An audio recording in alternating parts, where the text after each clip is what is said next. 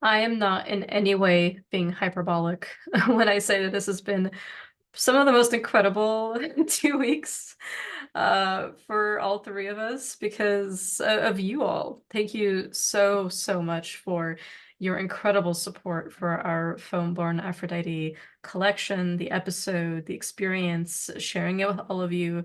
Our Patreon Discord server has been an absolute riot. Just hearing everyone messaging me with like omens and auguries that they've discovered on their nature walks, seeing expressions of Venus and of Aphrodite and all sorts of things while listening to the episode and hearing about the theophany that Key and I experienced, that we every day are humbled by, has been beyond incredible. I have cried many times. Key shed a single manly tear. Salt has given both of us much comfort, and wisdom as we've basically just been overwhelmed with the response to the story and what we put together. On my end, everything is sold out. I think as of Mhm. as of recording, there's one Eye of Nefertiti left seeking, its companion, for the nymph spirit that lives within it, of which magician she will become familiar to. But other than that, like everything on Key's end is extremely low stock, Yeah. except for the ones that do like naturally have a bit more volume. But like the incense, the pigment, the tincture, like the oil, very, very low, if not critical. And you made a lot too. Yeah. So yeah, I it's been incredible. yeah, I made enough expecting there to be a surplus of each of them, but at the time of recording, I have like 2 bottles of Filia left, maybe. The balm is sold out, the pigment is sold out. Incense, I have like one full order left, so Wow. Okay. So even less than I thought. Yeah, it's incredible yeah. because like I've seen how much you made and it's a lot. I mean, it's more than you Mhm. made for Expedite. Yeah.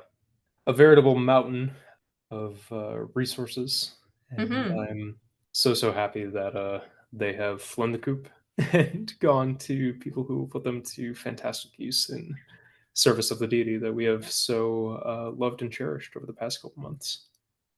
Yeah, and even that, like it's a lifelong pact now for sure. And hearing people email me back when I've sent them like the description of their particular nymph, like who she is, what her secret name is, that's like a nickname. They will discover true names individually and what their particular specialties are. It's been incredible seeing people like respond and with just joy over how much it's the particular nymph that shows them that was divine for them lined up with their needs and everything. And um being just excited to share in this experience and share in all the effort and blood, sweat, and tears, literal, all literal, that went into this. So I'm so overjoyed. Thank you guys so so so much. We've already for the patrons we've been communicating in the Discord server and absolutely in the Q&A, our bonus episode for the month of May. We also went into some reflections on how everything went and how grateful we are. But yeah, it's been remarkable, and I'm so glad Keith got to visit us, spend some time together with the gang, get up to a lot of fun, help with packaging and order fulfilling and everything like that. So it's been great. You guys are the absolute best, and I'm excited to keep sharing more Aphrodite.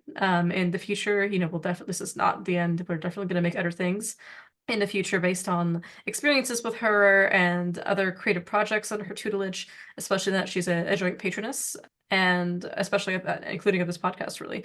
But very unexpectedly so, not not Yeah. within our usual repertoire of spirits. But moving forward, all of us will be in touch about this, and I would say all three of us have like interesting ideas of like charms, talismans, oils, and all the usual wares for the future. So keep your eyes peeled because we're definitely going to be producing more. We love sharing our craft with people, and we're really feeling the push from our spirits to share this magic with others, in very tangible ways of letting them actually use it and apply it for their own sorceries. Super, super excited. Yeah. I've got 2 more launches coming this summer, so keep your eyes out. And I'm just really excited to get all those things out there. If they're going to be well received and put to good use, then I'm more than happy to keep making things. Awesome. Yeah, we've got a lot of stuff brewing. It's exciting times ahead. Mm-hmm. Well, awesome. I am super excited, and thank you, gentlemen, for being the best friends I could ever ask for to go on this journey with.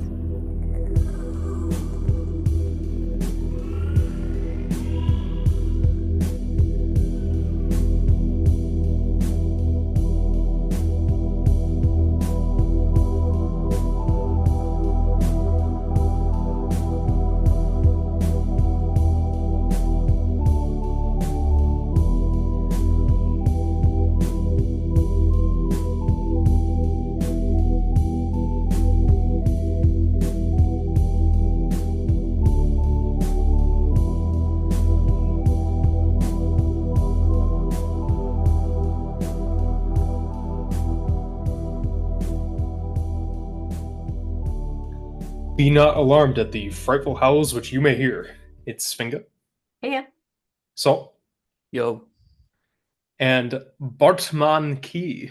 yeah. You do have a good beard, It's true. so it all works out. Look at him, cocky, saying it's true. Well, you know, well, it actually is. Both of you have great beards. I regrettably do not. Pathetic lack of chin hairs over here. One person on our Patreon Q&A sent in only a link to voicecell.org to see which of us have like a Chad voice, and which of us does not have a Chad voice, which one of us is pathetic. You know, and I got blown out of there. Okay, like I not only did my voice range like register way too high to be considered deep enough for Chad, you know, but I was just told by the website like I'm so sorry. So that's how bad it was. So not only can I not grow a beard, but I also don't have a deep voice. So you know, whatever. Okay, show offs. I understand how it is. it's okay, my love. I believe in you. One Thank you. day you'll have a full head of hair on that chin. Thank you, thank you. God bless. You know, it's like Oh. it'll be a witch mark for sure. Yeah. God blesses his favorite soldiers with immense quantities of keratin. Oh man. Speaking of keeping us blessed with immense quantities of keratin, I love a Also- good transition.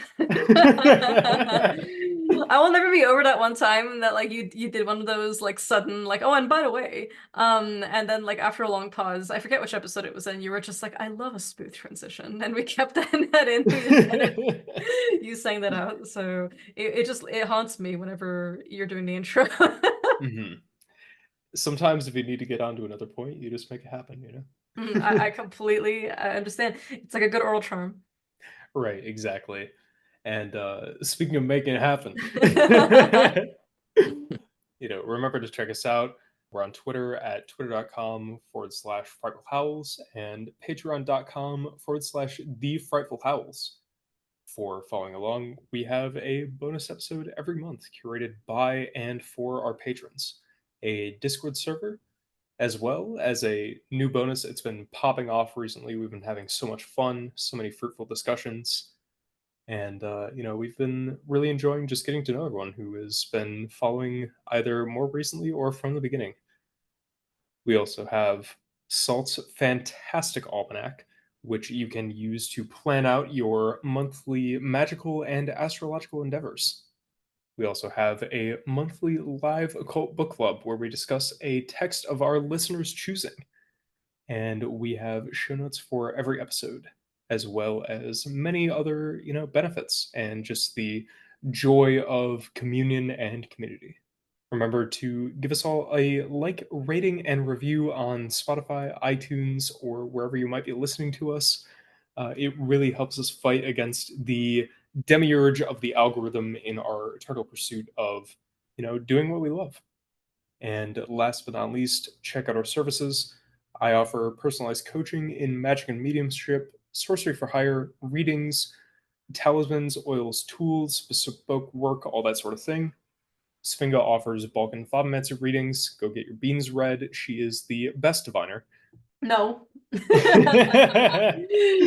Well, that's what we hear from our clients. Thank you. You guys are very sweet. It's a lot to live up to, but I'm confident in my craft and I appreciate that very much. as you very much so should be, because you are the best. Stop it. And of course, Salt offers everything and anything astrological via horary, electional, natal, whatever you need, as well as incense watching divination. And you can, of course, hit any of us up on social media. We're all on Instagram. Sfinga's at Dragon Cunning. Salt is at Salt CNC. That's letters CANDC. And I'm at barnowl.key. Hell yeah. Today's episode is all about witch bottles, and I have to say this is one I've been really excited about doing for a while because one, I love a Bellarmine jug. You're Bartman Key, and we'll explain for those who don't know that that is the original name of Bellarmine jugs. In fact, the official name. And we'll talk about why Bellarmine jug became the more popular name for our bearded friends. You know, whose beards, of course, I envy greatly. Just looking upon them with just a seething, pernicious glaring, enough to, crack them with an evil eye. But this has been a real fun episode to research because one, it's something that all three of us have deployed at various points in our lives as a kind of magical technology. And two, it's just such a classic motif of anti-witchcraft. Throughout, obviously, the UK especially, but also in America and also in Germany and Scandinavia and so on. Now, I really want to shout out that actually this is one of those things where we're really spoiled for sources in terms of places that you could look at this information for. And really, this episode could be like 8 hours long of us just like citing and reading examples and museum descriptions and books that have already been written about this. We actually cite a few extensively, which we're not only just include in the show notes for the patrons, but orally note here in the episode so that you guys can track it down. I also really want to plug a good friend of ours, Matt Venus of Spiritus Arcanum, a good friend of mine and Key's. We actually know him in person. And Salt's long admired him, and hopefully we'll meet him one day in person as well. He has a class called Hidden Vessels, which not only includes a lot of information on the history of bottles, boxes, and ritual vessels across cultures, including these items as the basis of spirit vessels and fetishes, but he also focuses on witch bottles and their creation. So it is a really wonderful pre-recorded class. It's extremely affordable. It's like $30. Key and I took it both, and we highly recommend it. Actually, when I took it initially, it came where like you could bundle it with a reproduction of a Bellarmine jug that Matt ended up creating with the help of a potter. So it was amazing. And I have one of them in this house, in which I am recording. When I brought it home, I got to show Salt for the first time. He was really overjoyed at the craftsmanship. You can actually see the reproductions of them in the image for the class on his website, spiritusarcanum.com. And I really recommend the class. It goes into a lot of the history that we're going to talk about as well, but it also goes into techniques. Right. And not just for witch bottles, but also bottle spells, including from the African American hoodoo and rootwork tradition, as well as spirit bottles and boxes. So highly recommend checking out Matt's class. It is excellent and well worth your money. If you happen to be near Salem, go check out his brick and mortar store. Yeah, it is wonderful. It is in Peabody, Massachusetts. Fantastic store. One of like the best aesthetics of all time, as anyone who's ever followed Matt on social media knows. Key and I visited together for the first time right before it opened, and it was remarkable. And we got to spend a wonderful evening with Matt. So shout outs to Matt. I'm gonna be knocking on your door, sir, asking you to come on the podcast soon. Be happy to have you. So in this episode, we want to talk about our own experiences with witch bottles, but also the history. And our sources always will be provided in the show notes, but I really want to highlight that one of the main ones that I'm drawing on for my research is Dan Harms, a good friend of ours, good friend of Salt's especially, whom I've had the pleasure of meeting as well, wrote an excellent monograph on this very topic called Witch Bottles, History, Culture, Magic. And we draw on this pretty heavily and cite it extensively. It is an excellent work. It systematizes a lot of the research on witch bottles, and it's an invaluable resource. It's actually not very expensive either. Highly recommend buying it. It's available in most bookstores. I actually originally read this book in the form that it was originally published, which was in the 2018 slipcased set sold by the Society of Esoteric Endeavor as the Complete System of Magic. Salt and I became determined to own one of these when the pre-orders came up, because it's such an interesting work. It's essentially all about this one cuttingman from Liverpool named William Dawson Bellhouse. He had this personal grimoire that he referred to as the Complete System of Magic. It draws heavily on the fourth book of occult philosophy by Pseudo Agrippa. Bellhouse was born in the mid-19th century, and he was a complete polymath, practitioner of many therapies, including galvanism. He was an astrologer, a charlatan, cutting man, all the usual, sort of resumes that you get for these kind of individuals. And his complete system includes lots of things, spells, love charms, healing, repelling witchcraft, including the use of witch bottles, detection of criminals using wax images and so on, as well as scrying techniques that he was especially known for. And the box set from Society of Esoteric Endeavor, which is now sold out, is really interesting. It actually contains both the complete system manuscript. It contains a short biography of Bellhouse written by Dan Harms. It includes this work on witch bottles. It also includes another work by Harms on wax images, voodoo dolls, figurines, mannequins, and poppets. There's a folder inside called the Liverpool Mercury, which includes large format sheet reproductions of 12 newspaper articles relating to Bellhouse and his friends, facsimiles of the original manuscripts in 2 parts, and a large folded sheet very nicely that explains the limitation, as well as instructions for how to open the secret chamber, which is like this mechanism in the box, like the slipcase box itself, where like if you rock it a certain way, it like opens a mechanism by rolling the ball into an area where you can pop it out, and inside is like 3 scrying implements. Like one is a glass that's around like a sphere, one is egg-shaped, and one is a cylinder. And then there's diagrams with names of power upon which you put the scrying glasses. There's a metal ring where you can, bounce them on. There's beeswax, vervain leaves, vervain root, and shed skin, like of a snake. So it's really cool, and very expensive and very sold out. And thankfully, not only did Harms end up coming up with the book, the actual like witch bottles book, so it's available. He's also doing a reprint of the complete system itself through Troy Books with a new introduction from Dr. Phil Lagarde. So I'm absolutely thrilled to get that one as well. It's such a really interesting piece of historical magic. So just wanted to shout that out. It is awesome. Make sure you pre-order it from Troy. I will certainly be nerding out over being able to share this with people who didn't have a chance to acquire the more expensive set from Society of Esoteric Endeavor. Having missed out on the volume and been given the chance to play around with yours, it is definitely a treasure to be coveted. So I'm all for the reproduction and hoping to add that to my library. I'm a big fan of Conjurations of the Crystal as well, in particular from Bellhouse. That's actually what I use in my regular practice when I want to consecrate a crystal before an operation. Yeah, it's actually so practical. Like, I love it. And Bellhouse is just an interesting character. Like, he's just fascinating to read about. What a weirdo he was. Like instead of like him scrying the sphere, he would have you scry the sphere, and he would like kind of freak you out a little bit by like touching you while doing it, like like touching your leg briefly, and you'd be like, "What are you doing?" And then suddenly that would trigger the trance, but also freak him out. It's like there's layers to that, as in both like the party trick way and also the completely inappropriate like social taboo violating way. And yeah, it's fascinating stuff. Very interesting fella. Very interesting fella for a Scouse, anyway. And actually, I want to note this episode is kind of a throwback to episode 10, Super Incantation Bowl, which was all about Babylonian and Near Eastern and Hebrew, Syriac, all those wonderful languages. Incantation bowls, not only in that it's an apotropaic ritual technology, but also in the power of anti-witchcraft or even anti-magic. We spent some time in the Incantation Bowl episode going over the importance of being culturally and historically sensitive about this, while also acknowledging that ultimately we are practitioners ourselves.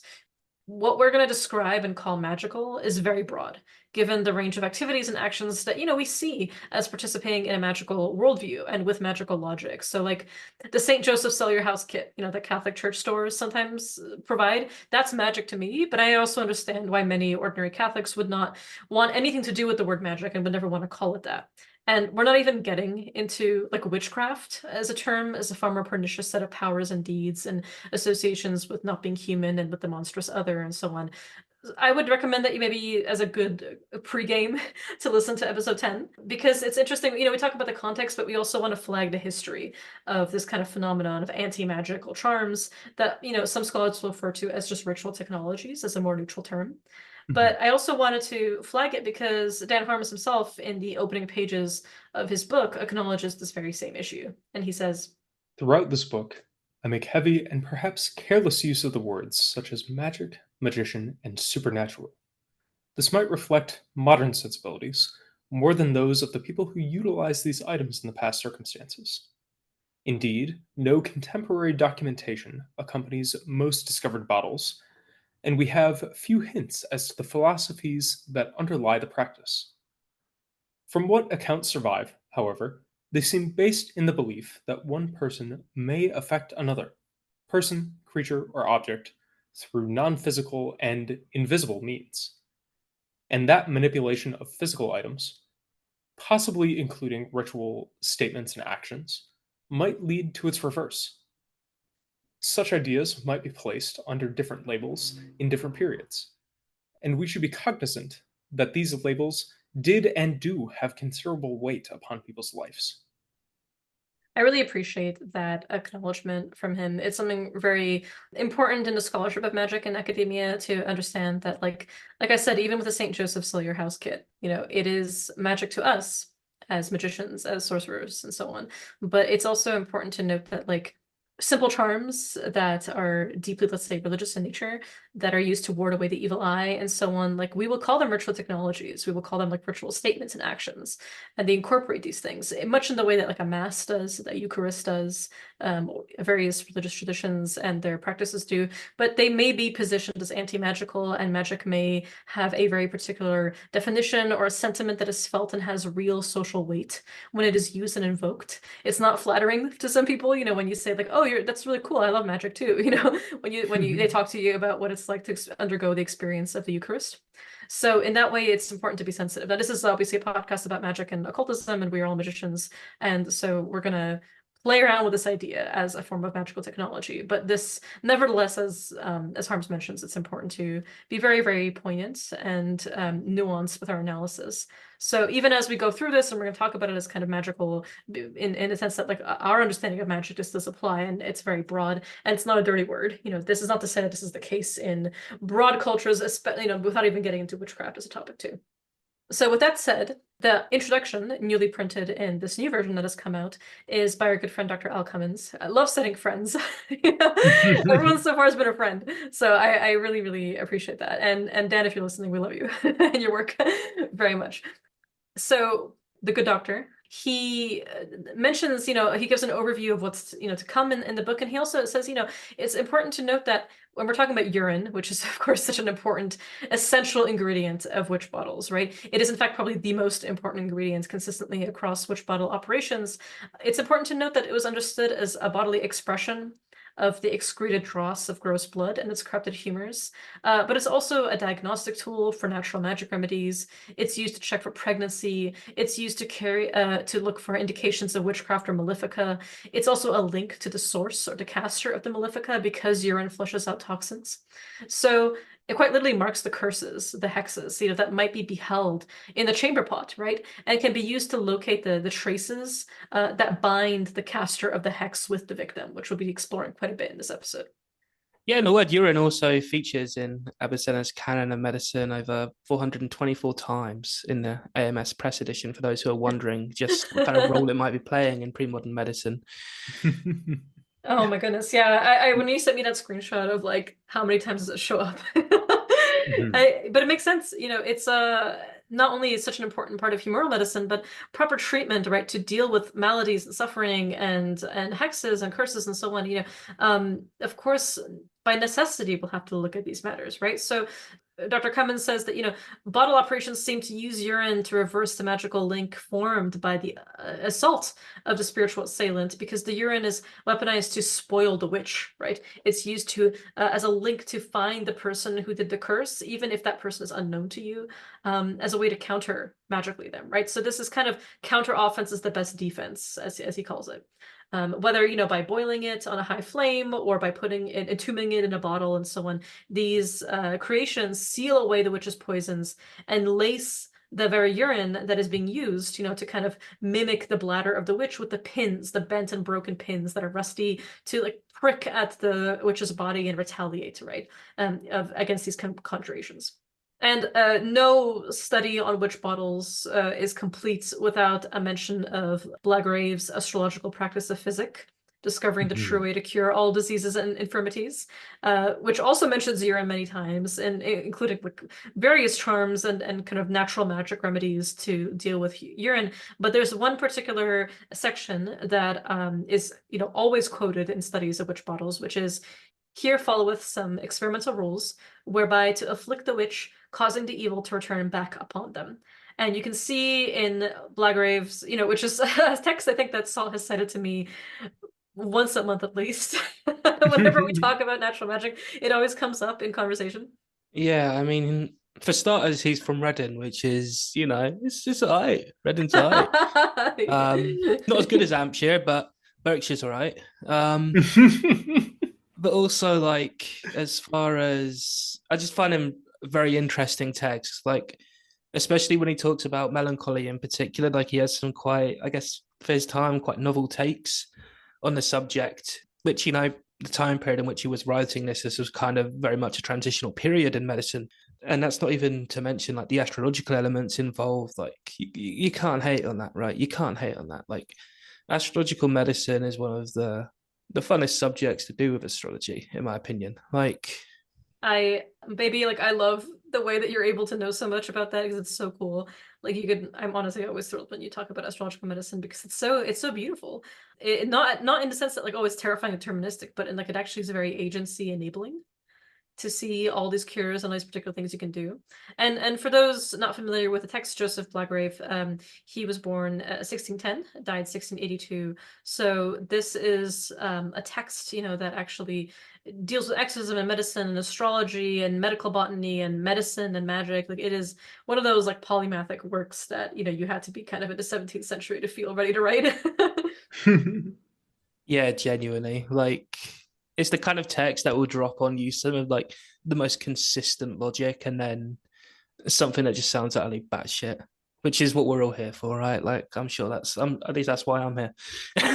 There's astrology, there's how to like purge yourself of choler, of phlegm, of melancholy, of blood, of sweats, of bloodletting, all that stuff. There's applying powder, when blood and vital spirits are concerned. There's curing evils, horary questions, thieves, thefts and strays among cattles, all kinds of things. But there's this one section, of how to afflict the witch and cause evil to be reflected back upon them, that goes as follows.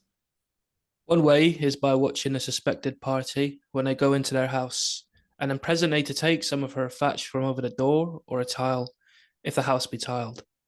And if it be thatch, you must wet and sprinkle it over with the patient's water, and likewise with white salt, then let it burn or smoke through a trivet, or the flame of a skillet. You must bury the ashes that way, which a suspected witch live. It best done either at the change, full, or quarters of the moon, or otherwise when the witch's significator is in the square or opposition to the moon. But if the witch's house be tiled, then take a tile from over the door, heat him red hot, put salt in the patient's water, and dash upon it the red hot tile, until it be consumed, and let it smoke through a trivet, or the frame of a skillet, as aforesaid. I'm hugely fond of that technique, and even the astrological implications of putting the significator of the suspected witch at square opposition with the moon. Yeah, it's an interesting configuration there. Like you have the moon as obviously a significator of change, of motion, of activity in this case. It isn't a particularly negative configuration to from the perspective of classical antiquity. I think in the amongst early modern astrologers, it had probably seen a bit more difficulty because the nature of quartiles and oppositions gets a little more tense as time goes on. But yeah, I think it's an interesting one for sure, especially the presence here of burning, right? Like burning the water in this case. Like this is a persistent trend throughout a substantial portion of witch bottles in general, like is burning the witch essentially. burning the malefic magic sent against you, burning potentially, if it's not even a human witch, the spirit, right? From a more pragmatic perspective, which we also see as a form of punishment in various Solomonic literatures as well. Yeah, it's really fascinating to involve that burning, especially, burning it upon the medium of the witch's own house, right? Like if you are to take a tile, should the roof be tiled, that is the thing you're heating, and you're dashing, the patient's urine and salt upon it, which I think is both, in this context is diagnostic, but there is really a great power in that I find, where, what does it mean when someone has cursed you to literally piss on their house? The lengths we go in urinomancy. The sacred words when you're about to do it is you're in trouble. Oh, and make it double, right? No. We learn to do cross streams now, we're Oh God, the whole squad is ready. We're all That's my- we're hydrated. We have no tolerance for the dehydrated. And having diuretic herbs in preparation of the episode. Uh, Oh God. You got to purge the residue of the second digestion. Facts. True facts. All right, so then there's another way too, Yeah. which goes as follows. So another way is to get 2 new horseshoes, heat one of them red hot, and quench him in the patient's urine. Then immediately nail him to the inside of the threshold of the door with 3 nails, the heel being upwards. Then, having the patient's urine, set it over the fire, and set a trivet over it. Put into it 3 horse nails and a little white salt. Then heat the other horseshoe red hot, and quench him several times in the urine, and so let it boil and waste until all be consumed. Do this 3 times, and let it be near the change, full, or quarters of the moon, or let the moon be in square or opposition under the witch's significator. I love that you know the witch's significator. Mm-hmm. Like you've already read on it. Yeah, I mean, Yeah. there's definitely a case for like pre-consultation, right? Like this is one step of the consultation. It's just like you've established a problem and now you're going to deal with it. Absolutely. I love the good horseshoe nail technique. It's excellent. And one more that he gives us in this section is Another way is to stop the urine of the patient, close it up in a bottle, and put into it 3 nails, pins, or needles with a little white salt, keeping the urine always warm. And if you let it remain long in the bottle, it'll endanger the witch's life. For I found by experience that they will be grievously tormented, making their water with great difficulty, if any at all. And the more if the moon be in Scorpio, in square opposition to a significator when it's done. See here, the moon in Scorpio, that one makes a little bit more sense, right? Because Scorpio in general is associated with that region of the body. It's also actually associated with this is a bit gross maybe, but like acidic water sources. So it's also, Mars is also associated with that kind of physical uncleanliness that we would also associate with the patient's water, so to speak. So this one makes a lot more sense to me in terms of like the astrological prognostication element involved here, or I guess we could call it the elective element in the sense of natural astrology. I love how you literally just like finished reading the quote and like jumped up and were like, okay, this makes sense to me. I can listen to you talk about astrology all day. Seriously, baby, that's great. You are not in trouble. You're in no trouble at all. Do you guys remember? I was thinking about the horseshoe nail one. You remember in episode 1 of Toe Bone, right? We were talking about like the part after you've seized the bone and you go into the horse stall and you fist fight the devil for it, and we were like, "Yo, imagine being the horse." Just watching this, like you're a normal horse chilling, and one day the same guy you see every day comes in, and suddenly the devil shows up and they're wrestling over like a tiny little bone. That's exactly where my brain goes all the time whenever I do sus things for magic.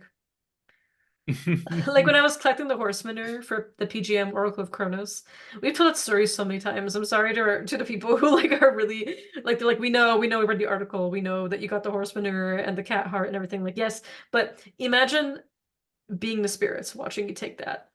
Or imagine being the spirits watching you piss in a pot to quench like hot horseshoe nails.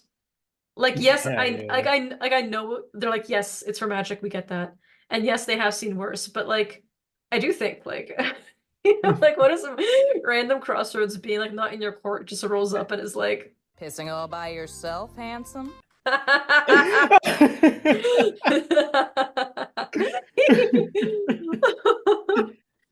You know how Oh long my I've been God. waiting to include that?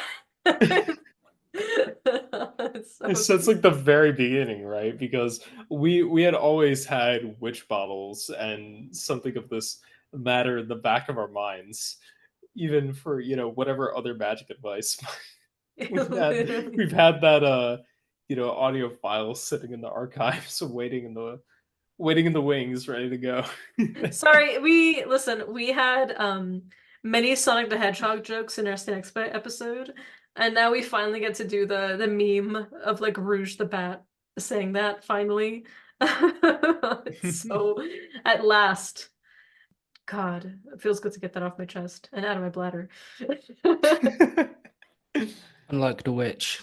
Literally stopped up, urine stopped. Witch bottled.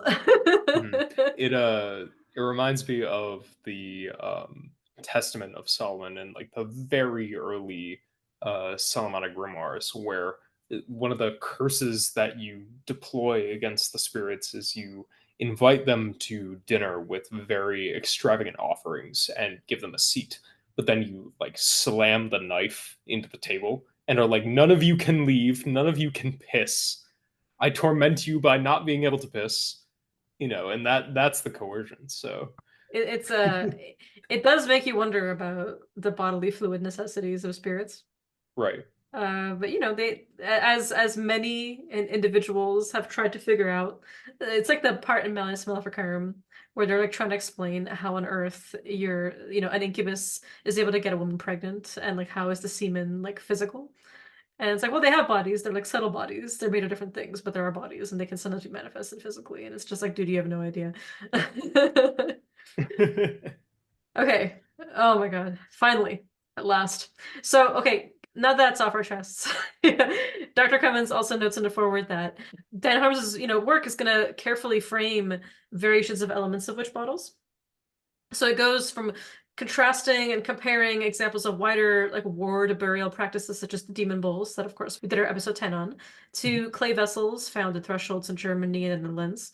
But also we see, so of course as we're accounting for Paracelsian urinary experiments of the 17th century as well as older apotropaic operations against malefic dead and imps and witches, what we're seeing is very similar motifs in these procedures for using closed containers and heating vessels such as pans or pots that are in dialogue with each other across time. And I think we also discovered that in the Tobin episode, right? That like as much as some aspects of this ritual are new, some are very old, and including versions that use moles and not just toes and so on.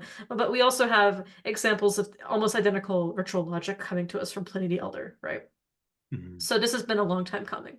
And of course, we also look at material requirements, right? Animal hearts, pins, needles, thorns, written charms, personal concerns, ingredients like sulfur, salt, the names that Salt wanted us to go by. I was gonna be sulfur and Kyo was gonna be mercury. But animal I'm sorry. And animal blood, human teeth, dragon's blood, all that good stuff. And we also see that there's this logic of witch spoiling, right? Of scrying the foam of urine boiling over fire to see the face of which witch it was that attacked you. Medical kind of client-focused procedures for neutralizing an anonymous attacker. And of course, boiling the urine in pins to locate the witch, to harm them, to figure out who it is by seeing who is harmed.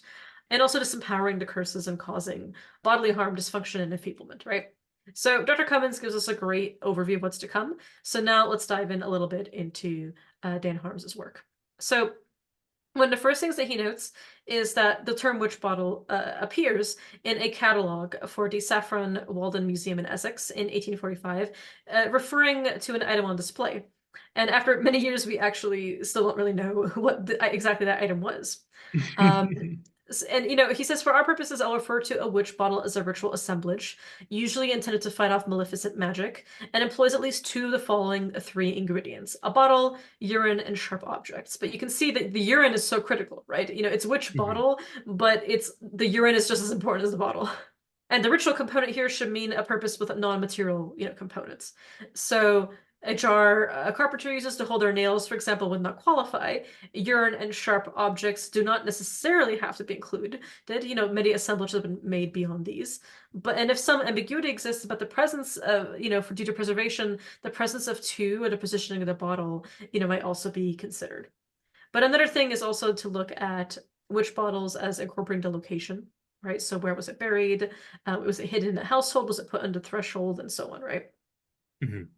Folklore and magical practice also, he says, refer to bottles that hold a spirit or a witch, and reports that these objects date considerably earlier over a greater geographic range. So these will be noted only a few instances that line up. And, he gives an example to consult Iaphrades, The Long Life of Magical Objects as well.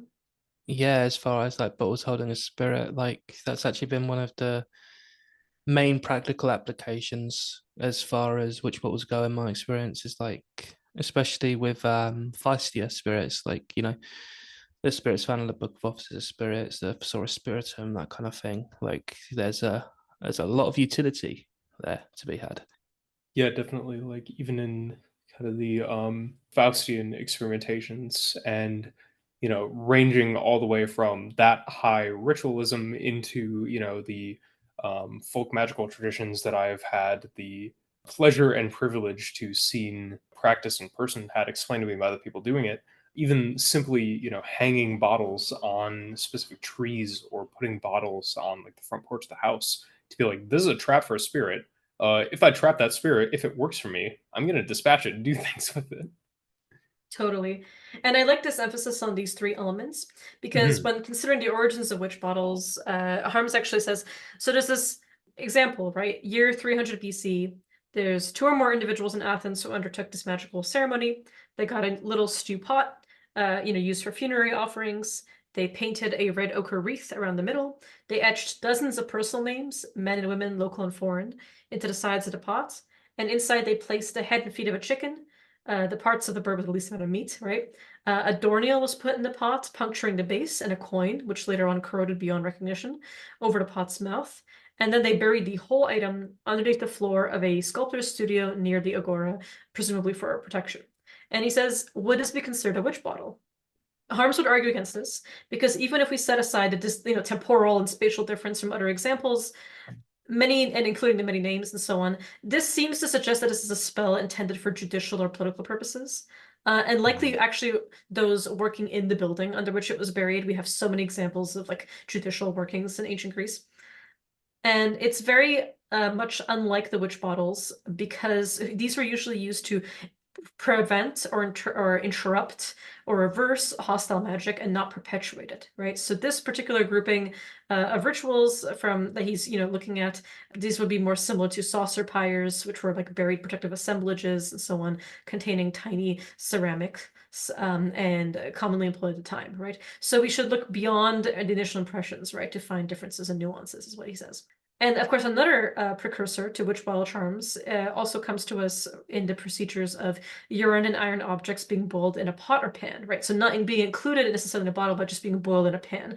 And one example comes to us from Folger manuscript VB26. This is the Book of Magic with instructions for invoking spirits, dated usually 1577 to 1583. The author wrote instructions for a charm in a small cipher, which are rendered as follows. Take the urine of the party that is bewitched and sieve it in a pot, close covered. Then take a pigeon hour and stick 5 needles in it, and set with the urine till the urine be consumed, saying as is above written. Then the magician recites from the Gospel of St. John, which Harms says is likely the first chapter, which was often used in magical procedures, 3 times, and then says, in the name of the Father, the Son, and Holy Ghost, that even as its water and urine doth now waste, consume and burn, so may his or hers or their witchcrafts, enchantments, sorceries, or charms which did or have bewitched this person, may presently by and by return, and lighten upon themselves again. And to this I do charge you by these names of God, our Lord Jesus Christ, Tetragrammaton, Alpha et Omega, Messias, Soter, Emmanuel, Adonai, Algramai, Diagramai, Agla, Joth, Tetragram, Sadai, by these names and by all other names, and by all the other names of our Lord Jesus Christ, do I conjure you that you do cause that even as this urine doth, and so on. And this is why we have Salt read the conjurations. Genuinely, yeah. So good. And he says, you know, an interesting part of this charm is the inclusion of the animal heart, which is usually replaced, either replaced completely by the cloth heart, which you might have seen with like the pins struck through it, in later versions of witch bottles, or is just absinthe in general. So I really like this account, and here you can see again it involves specifically boiling it in a pan, right, or pot. And we also have a contemporary account, actually, at the same time, that appears in Reverend George Gifford's A Dialogue Concerning Witches from 1593. Here, Reverend George describes one technique common to a, quote, cunning man, you know, a local magical practitioner, and it goes as follows. Cunning man biddeth set on a posnet, or some pan with nails, and seethe them, and the witch shall come in while they be in seething. And within a few dates after, her face will be all bescratched with the nails. And I have heard that some old woman coming in, her face hath indeed been as it were scratched within a few days after, for the shingles or such like breath forth. I love that the face is scratched, because usually we look at like the bottle as being kind of represented the bladder, and the nails being like prickling the bladder from within. But I love here that like actually it's scratching her face, so like it physically marks the person who's guilty, right? So like if you don't know who it is that did this to you, like you walk around your village and later on you see someone with like a face like that, and you're like, ah, it was you, you know, one of those like prognostications. I also just like the verbiage of seething and she's seething and coping. Yeah. She's got you know, lives in Copenhagen, will move soon to Seethenhagen. But you know, I'm really glad to see this going back as far as almost 1600, if not earlier, because you know, in examples that we'll bring up later in the episode, this found its way into the New World, and there are accounts even as late as like the 1940s where people are doing the same protocol of cooking nails along with like the urine in the frying pan and having or coercing the witch come to them with those very pockmarks on her face and having her be flagged in such a visceral way as the person who has done the malefica that you have cooked away in the pan. 100%, yeah. I think the diagnostic element as well is really interesting here. Like, it kind of fits in, right? The cunning man's general MO is like, okay, now, who do I get to be isolated by the rest of the village for committing a crime? Absolutely. I hope I'm not wrong. Yeah, it's like, woof, better be right. Yeah, totally. She'll come seething and coping, that's how you'll know. There's this other example that Harms cites shortly after. He's talking about this Norfolk clergyman who explained that a cure for any illness attributed to bewitchment involves two people meeting at midnight. One person directs the other in complete silence, which I already love when there's like complete silence involved. You can see kind of like the ritual protocols here already. And 9 nails, each of them from a different horseshoe, so not the same one, must be combined with urine from the victim and boiled over the fire. This must continue until 3, 5, or 7 nails move within the liquid. And actually, the more of nails that move, the more difficult the case is to remove. And the victim will begin to cry out. And with that, the spirit will depart. So it's interesting. It's kind of like the more nails that are like shuddering in the boiling urine, the more like difficult it is to remove them. It reminds me of moldivomancy techniques. So that's lead pouring.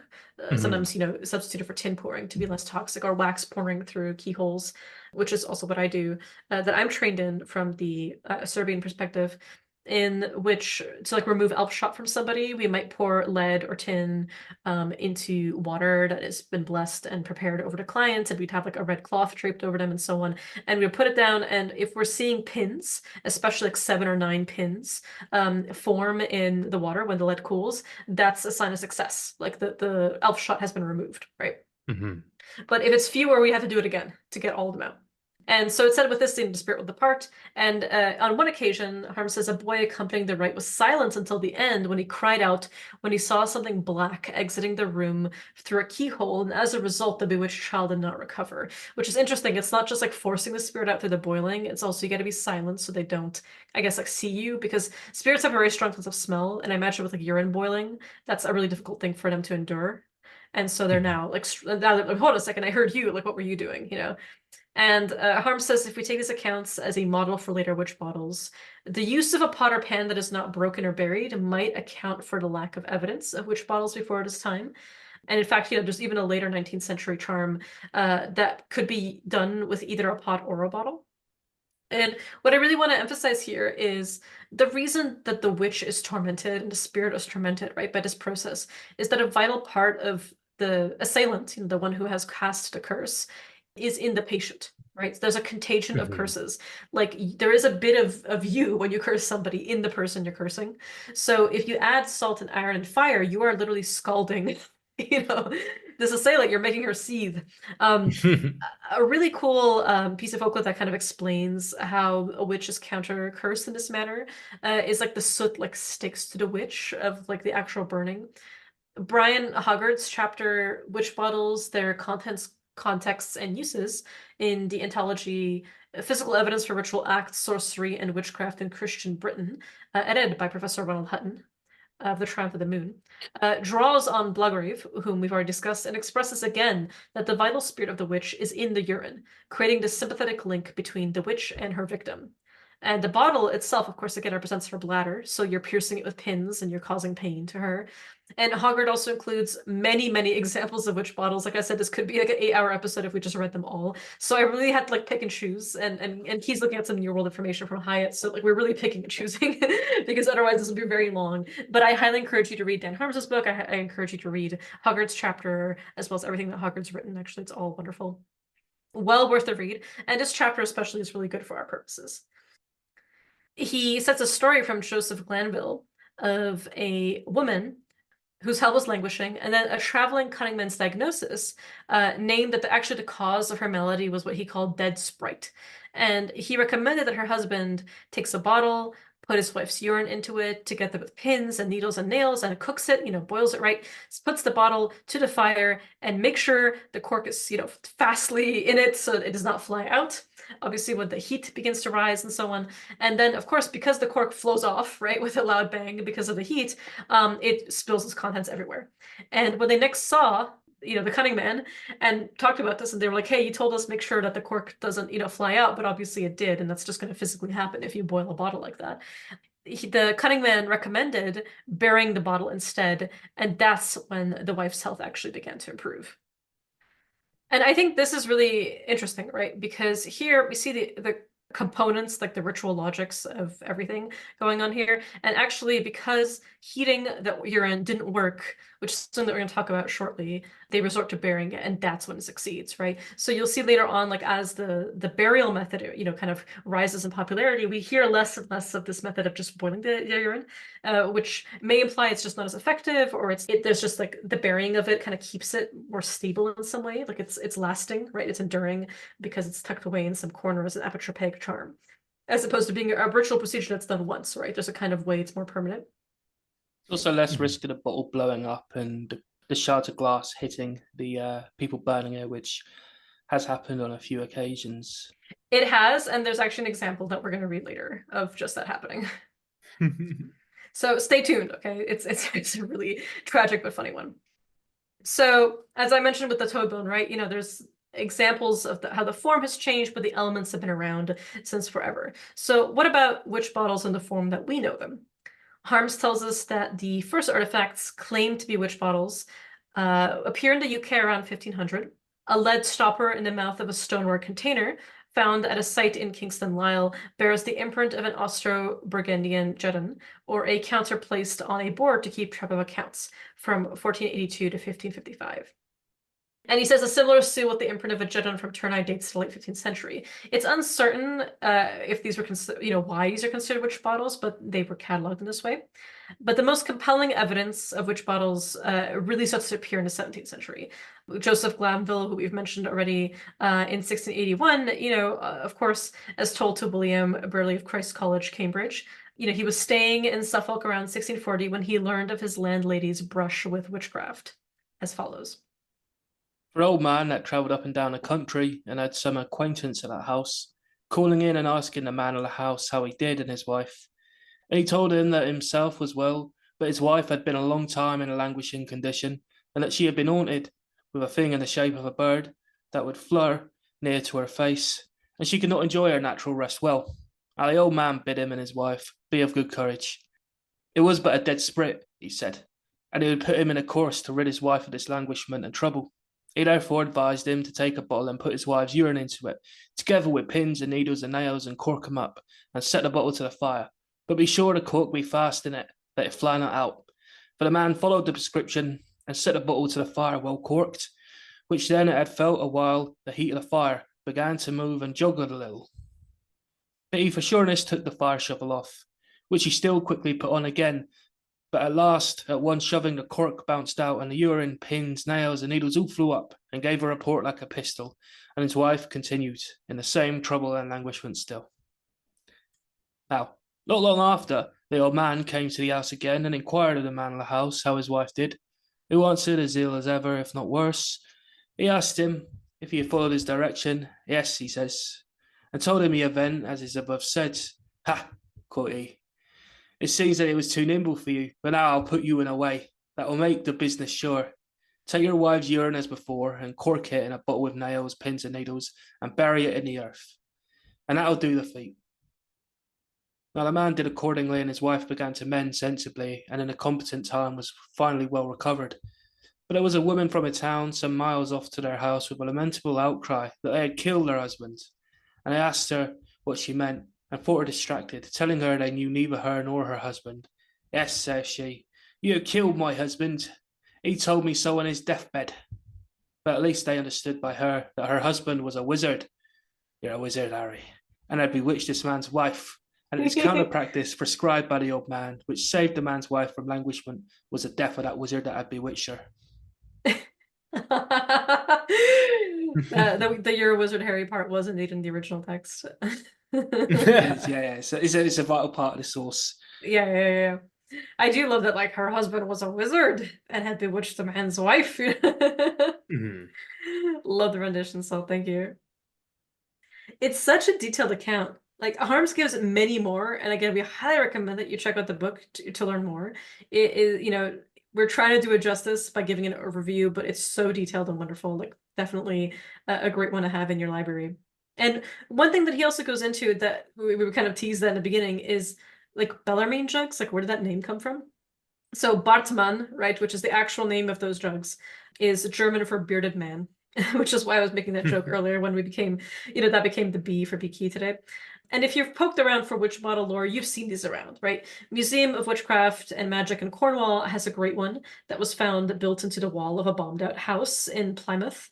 Actually, Cecil Williamson, the curator, tells us that the bottle was wax sealed and the items were set into a dry hide. There's no actual liquid in the bottle. And the items extracted can be seen in a glass covered box on the outside, right? So the items in question are actually pins, hair, nail clippings, bird bones, a red coral hand, which are now displayed separately. It's really cool. And from evidence, to hand, everything indicates that the bottle was pretty much of considerable age, like the actual Bellarmine jug itself. Its filling and contents probably would have taken place sometime between 1895 and 1912. So fairly recent. And nonetheless, it's a good example of West Country witchcraft used for retribution magic, right? Likely from an aggrieved employee against, their employer. There's a really fantastic dichotomy, I think, in schools of thought where we've seen examples so far. Advice from the cunning person who prescribes the cure to be like, oh, do not let the urine or liquid therein evaporate. Do not let it, pop out. Or, in the case of like the frying pans, be like explicitly evaporate all of it. And Mm. I think that this particular example is kind of interesting because it's like it was found with no liquid inside, which of course being due to its considerable age, but I think there's a fun interplay there, if you will, where Well, we'll it's talk about that too with like the way people Mhm. test for urine presence, when they're looking at these if it's evaporated. Definitely, yeah. But yeah, so one of the things that is also really interesting about this the Bellarmine jugs is that actually, as Bartman jugs they're originally called, these are salt glazed stoneware jugs and pitchers that were produced pretty widely in Europe, especially in Köln in Germany, and they have these distinctive bearded faces adorning the outside. And while the original purpose was to store, food, drink, wine, decanting, transporting goods, and so on, they ended up becoming apatropaically used for witch bottles. One, given their faces, kind of like these gargoyles, or the Egyptian deity Bes, or the Mesopotamian Pazuzu, it's kind of frightening, kind of grotesque, strange, grimacing, bearded face as a way to frighten demons and witches, right?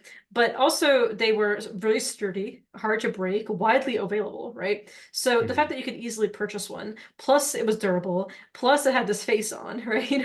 As a kind of grimacing bearded gargoyle, apotropaic charm. You're one, on the one hand, they became very, popular to use, but two, they don't break very easily. So you can actually discover them as articles where other bottles may have long since burst or collapsed where they were buried. And why Bellarmine when they're actually Bartman? The reason is pure beef. They came to be called Bellarmines because of Robert Bellarmine, born 1542, died 1621, who was an incredibly unpopular Catholic theologian, known for being a certified hater of Protestants in the Low Countries and Northern Germany. Some say that the jugs resemble him unintentionally or were intentionally modeled after his face. Most scholars these days are saying very unlikely that it was literally like the company that made them intentionally based it off of him. It's more likely that the association was made after the production and not, during it. But if you Google him, you can see the resemblance, I will say. It's also possible that the association was made afterwards due to kind of like a mocking his anti-alcohol stance, and that the jugs were often used to transport alcohol. Ralph Merrifield, in his widely influential 1955 paper for the Folklore Journal, Witch Bottles and Magical Jugs. Need me a man with magical jugs. Them big pecs, them bazongas. Mhm. Yeah. All right, yes. So, witch bottles and magical jugs. Great overview for the kinds of things you might find in bottles.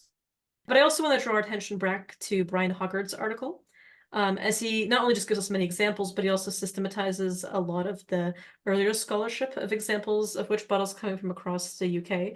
And note that Brian Hoggard also wrote that excellent book, Magical House Protection, The Archaeology of Counter Witchcraft. Excellent work. He has Mhm. another article in this very collection by Ronald Hutton that is all about also house protection and like buried animals. Which is Mhm. a personal fascination with my, dried cats, horse skulls, all that kind of stuff, It's something that I'm also really interested in researching from my own cultural perspective. But I love this quote that he brings in from, he's quoting Jason Simmons' article, The Usage of Witch Bottles and Apotropaic Charms in Cornwall, that he's citing about how a witch bottle was made for a pregnant woman in St. Maron by a conjurer as follows. For Tamsin Leverton on Saturday next, being the 17th for this instant September, any time that day, take about a pint of your own urine and make it almost scalding hot. Then empty it into a stone jug with a narrow mouth and put into it so much white salt as you can take up with the thumb and two forefingers of your left hand. And 3 new nails with their points downwards, their points being first made very sharp, then stop the mouth of the jug very close with a piece of tough clay and bind a piece of leather firm over the stop.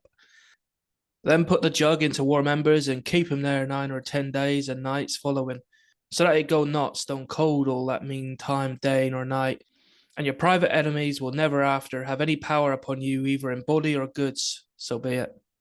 So be it. So be it indeed. And I love when Salt reads all of the kind of antiquated English charms because I'm like, oh, now it makes sense. Hampshire privileges. Hampshire makes sense. privileges. It makes sense in his accent for sure. But what I find interesting is that in some of the later examples of witch bottles that Owen Davies, one of our also favorite scholars, traces, we see that the bottles themselves are buried and are concealed only if the heating of urine is unsuccessful. So Hoggard suggests that since there are so many examples of buried witch bottles, this may indicate that heating the urine alone is rarely enough, and said it was better to conceal this manifestation of the witch's bladder to harm her instead. And so he estimates, the deployment ultimately became the normal way to use witch bottles by burying them. I do like in this example though that you're supposed to kind of close and really affix the cork of the bottle, right? With the leather and so on, so that if you're heating it for 9 or 10 days, it's a lot of time for this thing to pop.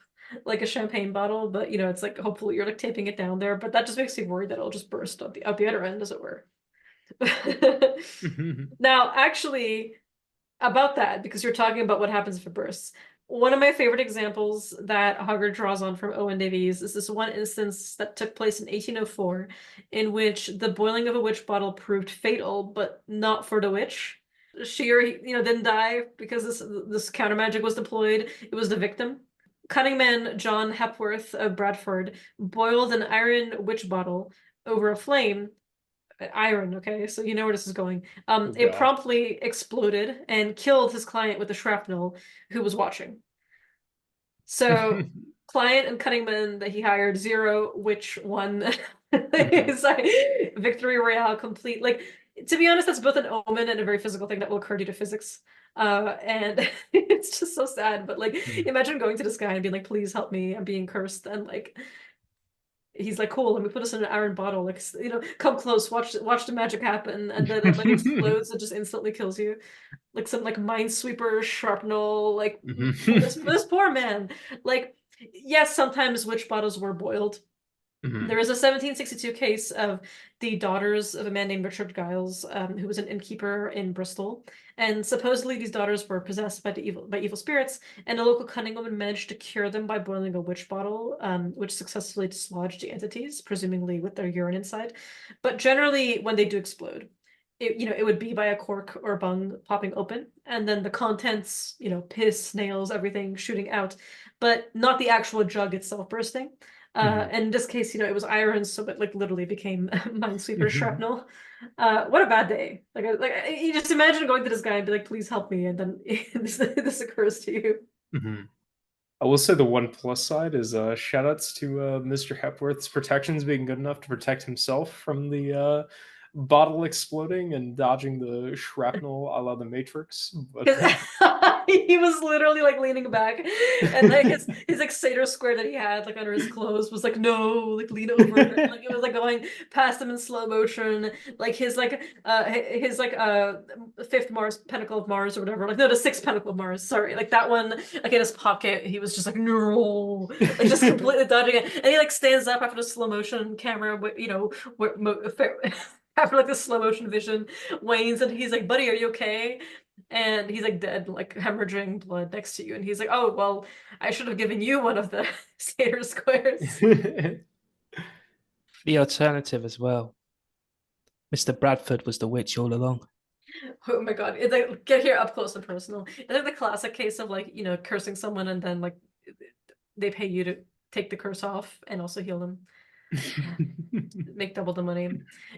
That witch's spirits must have been laughing all the way back home to tell her, yeesh. Oh, for sure. They're giggling and doing the imp jump, you know what I mean? Yeah, the imp jump. I do know what you mean. It's the time knife, the imp jump. Yeah. No, I know exactly. I've seen it. I know. Worth noting as well, because Hoggard mentions it, there's this famous, he gives many examples of witch bottles. One of the famous ones he also cites is the 17th century green witch bottle, in which there's a Bellarmine bottle that was discovered in 2004. It was about 1.5 meters below the ground in Greenwich. And it turns out that, it made a splashing and rattling sound when shaken. So they knew something was inside, right? Dr. Alan Massey, who was a doctor of chemistry with access to lab facilities in Loughborough University, looked inside the contents, and he arranged for an X-ray scan. There was a clear mass of small pins or nails in the neck and a few larger nails in the belly of the bottle. And the mass of corroded pins in the neck is actually not uncommon in Bellarmine witch bottles because they were often flipped upside down, kind of like the Babylonian the incantation bowls, because they would put upside down to trap the demon. So the X-ray did not actually reveal the presence of any liquid, so a CT scan was arranged at Liverpool University. And yes, there was indeed liquid that filled almost half of the bottle. It was initially tested using a nuclear magnetic resonance and later a combination of gas chromatography and mass spectrometry, which revealed this was indeed urine, which had degraded over time. And when all the contents were extracted, it was 12 iron nails, 8 brass pins, locks of hair, piece of leather pierced by a nail, as well as fingernail parings. There are examples of fabric in the shape of a heart that have been pierced by nails or pins. So this leather may have originally been a heart, actually. Mm-hmm. My personal favorite out of the ones Hoggart cites is the Loughton bottle, a late 17th or early 18th century example. This was actually found in the grave of a young man at All Saints Church in Loughton, Buckinghamshire. This is a glass steeple bottle, so not a Bellarmine jug. It was discovered lying between the left humerus and upper chest, and it contains several copper pins again that were stuck in the cork. The bottle contained a liquid that may be urine, but there's no analysis that's taken place to see. The author of the report on the bottle, David Bonner, said that actually it's very strange to see witch bottles deployed here. Like, yes, under the hearth, absolutely. You know, buried in walls, totally. But in a cemetery or in a grave, this is very unusual. This is actually one of the only cases being discovered in a coffin, though other bottles have been found buried in churchyards. So despite the fact that the location for concealing the bottle is unusual, it may have occurred more frequently than excavations have revealed so far, in which the cause of death was believed to be witchcraft. And what I like about this is, like, if the young man, in this case it was someone quite a youth, right? If this person died of witchcraft, then by burying the bottle there, the witch who cast the curse on the person whose urine is in the bottle will die as well, in the sense of, like, because they cursed this person, and the person that who was cursed died, so too will their death, their like life itself will be stopped up, and so their death will recede, right? So like as everything decays, so too will they. And actually, interestingly, Hoggart makes a reference to the use of modern witch bottles. He says that, many modern witches have spoken to him in his studies about witch bottles, and some people use them identically to these early modern versions, right? It's urine, it's pins, it's all these other kinds of things, nail clippings, hair, and hidden, deployed, buried.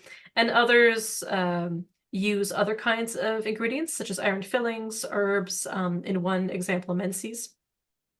And he says attempts to kind of trace these examples in which sometimes these are used as like protection motifs for non-specific negative energies or other kinds of various kinds of other witches.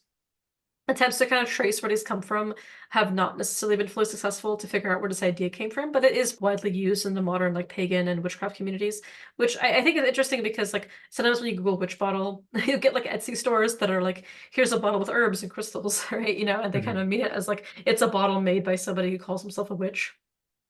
But really, like, witch bottle and like the term that we're using it, and a term that is kind of used to categorize this phenomena, the urine, the pins in the bottle have a particular like logic, as Salt also mentioned, right? Pertaining to humoral theory and medicine, and early modern medicine and so on, as well as in much older sources of how it is deployed. So it's not just like a bottle that like someone like a bottle spell that can be used in other contexts, which I refer you to Matt Venus's excellent class Hidden Vessel if you want to learn about bottle spells as like a genre more broadly beyond witch bottles.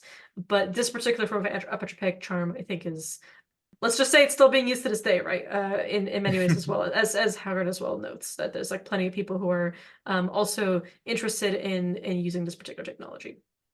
There is a kind of irony, I think, as well, in the sense of like the more like general use of the term by some people to refer to like just a bottle made by a witch. When we think about like who was making these bottles, people almost certainly would have been very upset if you were to identify them as a witch, as we mentioned earlier on, Swinger. It's a bit of an irony there, I think. For real. And not to mention, like, something it is super ironic, right? Because like it's anti-witchcraft, right? Like it's literally to stop people from cursing you with witchcraft. And it's just like, okay, cool. Like I made this bottle and I'm a witch. So, I'm willing to publicly call myself that, which I've many times said like is only possible for me in English. In no other language that I speak would I ever like say such a thing, because people would be like, excuse me, even in my mother tongue, right? Like my mentor would be like, please do not say that. Say anything but that. Say that you're just like a healer, or our cultural equivalent to like a cutting person, which they're like, keep that a secret. But here, I mean, the term is watered down, much like our urine, because we're so hydrated. One thing I really like is there's like some real math in this article. Hoggard draws on a survey conducted from 1999 to 2001 by the Apotropaios Project that located 213 English examples of witch bottles, 97 of which were identified positively as Bellarmine jugs. 89 were glass, and 27 were categorized as witch bottles by museums or archaeological units, but the full details were not provided, so we don't know actually what the material was. The distribution map, actually, which if you want to look at post-medieval trade in ceramics, John Allen has a 1983 article all about this that Hoggard cites, actually really correlates with the map showing the distribution of Bellarmine witch bottles. So you can really see like exactly what like ceramic trade was doing to fund these becoming this primary source for this technology. John Allen actually says that East Anglian ports specialized in trade with those in Holland, which would explain this large number of finds in like Norfolk and Suffolk. However, he also points out that imports into London in the last third of the 16th century actually accounted for 75% of all imported stoneware into England. So these goods were then redistributed on ships along the English coast. So, the overland transport was 8 to 10 times more expensive than transport by sea, right? But local trade in small quantities did not actually pose that problem, because, the same problems as bulk orders up to, over 1,000 items, which were common in these London ports, right? So you see this redistribution of bottles into the catchment area of like principal towns and even beyond, right? So there's like really good correlation between distribution of Bellarmine witch bottles when you look at Allen's map of the redistribution of the actual ceramics trade. And so this particular project that he's citing did not necessarily reveal examples of Bellarmine witch bottles further north than Leeds, but the actual trade of stoneware vessels did indeed reach this far, right? Mhm. So clearly there were geographical limits in place, because the Bellarmine bottle was considered the most appropriate vessel in certain areas during the peak of its high volume of import and manufacture. So this is like 1550 to 1700. And this is particularly evidenced, he says, by relatively small numbers of these bottles found in a folk magic context at significant distances away from the nearest port. Later on, glass-shaped bottles, phials, bottles, occasionally jars, found in all parts of Britain, but still, mainly England. The practice does not appear in Europe, despite this being the place where Bellarmines were made. So it does appear to be an English invention to use them as a witch bottle, which I think is very fascinating. Definitely, yeah. It speaks to kind of the practical application of this, where the technology is there as long as you have a container that can be heated and sealed simultaneously. So it's like, use what you can get. And if there is an influx of these really cool bottles, then like, of course, the magician impulse is going to be there where it's like, oh, this is great. No, for real. Like, if I knew nothing about them and I've never knew they were used for that, and I saw one of those, my first legit thought would be Apotropaic charm. Let's do this. Yeah. Because they're so great. They got that like gargoyle face. It's wonderful. Mhm. And out of the 97 Bellarmines in the survey, the contents were ridiculously similar with very few variations. And actually, Hoggard notes that even where the contents appear to differ slightly from the norm, there's actually usually a clear effort to find substitutes for unavailable items, which I have to say, mood.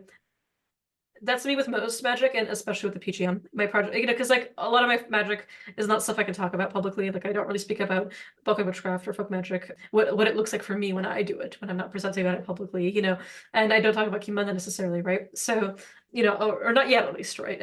And it's one of those things that like about like grimoires and PGM and like folk magic stuff that is not oath-bound by secrecy for me and certain spirits that I work with. And I, as you guys know, like I will try and reproduce it pretty much exactly, or get like a very valid substitute when necessary. But like out of the 51 that had contents in it, 44 had iron nails and pins. 2 examples, there was a 10 of a rake. One had red dust, one had rust, and one contained a mass of metal. Assuming the last 5 were also iron, that's a total of 49 that contained iron. It was not the only metal present. There were also 6 bottles with bronze pins in addition to iron pins. There was some that had brass. Only one did not also contain iron in addition to a different metal. And like bronze and brass actually have the same elemental components in different quantities, so identification is sometimes unreliable which one it is. So, but in any case, that's a total of 10 that have a bronze or brass alloy. And in virtually all the cases where pins or nails have been found in bottles, they were often deliberately bent prior to inclusion in the bottle. And, Hoggart says this may be to kill the pins, to like activate a ghost pin, which would be affected against bottles. I like to think of them as hooks, right? To kind of like force the spirit to not be able to leave, like trapping them in the bottle, like pinning them down because of the kind of hook physical nature of it, right? Like preventing them as well from being able to travel out of the eyes of the pins. Yes, such a good point. And Dr. Alan Massey thinks that chips to the neck or the rim of several bottles may be evidence of the bottle being deliberately damaged too, for a similar reason, to like not allow the spirit to leave. What's interesting is like many of these, right? The basic phosphate test is not regarded as extremely thorough for the presence of urine, but the smell, imagine the smell, the smell God. associated with these bottles, as well as as Hoggart gently calls it, the strong literary evidence, suggesting for urine being used. There's a pretty good success rate that many of these had urine, and in fact, many also were confirmed to have let out a hiss or pop when opened, indicating that something had vaporized and was causing pressure to the stopper, right? So there was some kind of liquid. And like I said, indeed, many of these bottles likely contained urine. In fact, many of the ones that had no contents, had been cleaned out by the finder, right? Whoever found it before it was given to a museum or to a lab. So actually, it's impossible to really analyze what happened afterwards. And I think, also the pins and the broken nails and everything that also implies torture, right? Of like tormenting the spirits, like lodging itself deep within, not being able to like remove them and so on, right? And I would say also that interestingly, one contained tree bark, one contained like a fragment of wood, and another contained like a small number of blades of grass, which is quite interesting. And these 3 may have like constituted organic alternatives to sharp points, right? Like for example, like imagine like pine needles. Yeah. Like the wood in these bottles is immediately evocative as well of like in the Faustian tradition, gallows wood or wood from like the wheel on which people are broken as equally viable or very coherent substitutes to the metal that is used to make the knives that bind spirits. Absolutely, yeah. And also there were some examples of animals, actually, voles, rats, and so on, were sometimes found within, which I also find really like fascinating. There was also examples of human hair, right, probably from the person who was affected, right? 2 bottles contained small human figurines, probably also like charmed images to represent like the person who was being either multiple people being healed if there were multiple sources of urine, or the witch and the person that she's assaulting, right? There's also appears to be evidence of like this, fabric cut into the shape of a heart with in 5 examples that were struck with pins, which you mentioned before, right? So again, that's also to hurt the person who said this. And so again, we have like many examples of, bones, thorns, these pins and so on. There's a good breakdown of all of these, right? So we see the pins and needles to harm the witch, right? To of course, the bottles being reversed, right? Dropped upside down with the pins upright to kind of stop the spirits from leaving. The pins being actually put in the cork of the bottle, right, as well. Or the pins being heated before being dropped into the bottle. These are all things that, one can do. If you're planning on doing this, these are all examples of stuff you can actually do. Iron nails, salt, broken shards of pottery, glass, sharp wood, thorns. The hair and nail clippings turn it into like a decoy, I would also say. Because it's often used in decoy magic. We mentioned that in our episode on So You Think in a Word, right? It was episode 13. We had some musings on decoys, but we'll have a more thorough decoy episode in time, as well as one on house protection and house burials. And then of course, pierced heart shapes, cause pain, animal bones, human bones, teeth, absolutely present as well. And one other thing that I want to just touch on for Hoggart's article, because it's wonderful and again has many examples, so I'm having to kind of like restrain myself with everything that I quote. But he also talks about the location, like where it is found. 44% of the ones that he looks at were found beneath or within the hearth. So this is by far the most common location of bottles. The hearth is the heart and the stomach and the everything of a house, right? It's exactly, that's where the fire is. It's a sacred place where spirits come through. In basically all cultures and traditions that I've ever encountered, the hearth is the literal centerpiece of the home. Actually, he quotes R.W. Brunskill that, it's impossible to exaggerate the significance of the hearth in the design of vernacular houses, right? It is a shelter for fire that makes the house itself sacred. It is the belly and the digestion of the home. It is where spirits manifest, right? And of course, it's a great place to bury a witch bottle. And, Huggard says, like, why might that be? Perhaps it's not exactly just to work the spell as a sympathetic link, right, with the witch and the intended victim, but also as a kind of general apotropaic charm, right?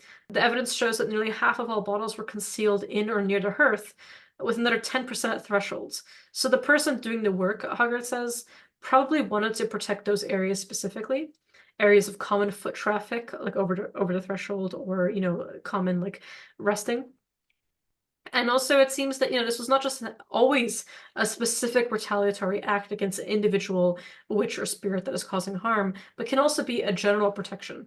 And that's actually the way that I personally use witch bottles, is like a general protection against any kind of malefica, as well as in general, like negative spirits. I've used them as decoys. I've used them as certainly as anti-magic, in terms of any kind of like prying eyes or that kind of genre protection. I would say a witch bottle does a very good job of doing it, especially because of the urine involved and the pins and all that good stuff. So he says, it seems likely that people began to make and conceal witch bottles as a part of like an apotropaic armory. I love that quote. Thank you, Hoggard, for putting that into words. In the home to anticipate needing to ward off negative forces. So not even like when it's actively happening, but as like a general protection against it. And that's exactly how I would recommend our listeners to use it. It's very easy technology. Highly recommend giving it a shot. There's no reason not to, and it does give a solid layer of protection. But we will say, do not just put it in a place where it can burst, because the gas will rise. And we do know people who did that, and in their closet, and it broke, and everything inside went all over the clothes. Don't do that. Bury it. Put it in a safe place. Please. The Frightful Hallows disclaims your full piss bottles being stored in the closet. Yeah, definitely not for that. You will be frightfully howling yourself if that occurs. Yeah. Also, Key, you drew my attention to many other sources as well from Hyatt, because one way in which, like, not just because the hearth is so important, but also the hearth is fire, right? So the hearth is going to apply continuous heat to refresh the torment of any captured spirits in the bottle, but also against anyone sending magic to torment you, and also to refresh the protection itself by keeping it always warm. Yeah, definitely. Like, with regards to the hearth, in kind of the vernacular houses as it was described, the thing that you were doing is rekindling that fire every morning when you wake up, and you were keeping it burning all day long, smoldering, producing with it, and ensuring that of all of the spaces in the home, that is the one that is continually worked and troubled and refreshed and depended upon for livelihood. And there is, as an extension of that, a really great explanation of like the mechanics of these curses, because of course, as you are working the hearth, there is some kind of waste. There is a byproduct that itself becomes useful. So as was recorded by Hyatt in the accession 9674 to Folklore of Adams County, Illinois, there is a great instance in which a witch was given her revenge. A man thought an old witch that lived in his neighborhood had bewitched his kidneys, for he was having so much trouble with them. He suffered all the time. So he thought he would get even with her. Someone had told him that if you wet in a bottle and hang it up where they cannot find it, they will suffer just like you do. So he put a cork in a bottle so it would stay strong, and hung it way up in the chimney, then started a fire. And if you do this, the soot will go right to the person that has bewitched you, and it will stick all over you, the witch. until you take that bottle out of the chimney. As soon as the fire was burning good, the soot flew right over and just covered the old witch. Her kidneys got to hurting, so she couldn't stand it. And she went to this man and wanted to know what he had done, and begged him to take the spell off. Said she was suffering, so she could not stand it, and the soot would not wash off. He said to her, "You old devil, I'm going to torment you until you die." And he did. The woman got so she could not even pass her water, and even got black in the face, suffering so over this bottle being up in the chimney. At last her bladder busted and she died, and this man said she could not bewitch anyone else now. But yeah, this is like the quintessential witch bottle account that I've come across in the research for this episode, because it touches on so many things, like the emphasis on sealing the bottle so that it doesn't break when it's in the hearth, burying it in the hearth itself, causing it to become a mirror for the curse that was put on you. As his kidneys were cursed, so too were hers. And of course, the kidneys being important in the filtering of the blood and the production of urine itself, having that additional layer of sympathy there, and keeping it in there until the death of the witch. Like, even such a simple to enact apotropaic charm having such an ability to do damage to a wielder of Malefica. Absolutely, yeah.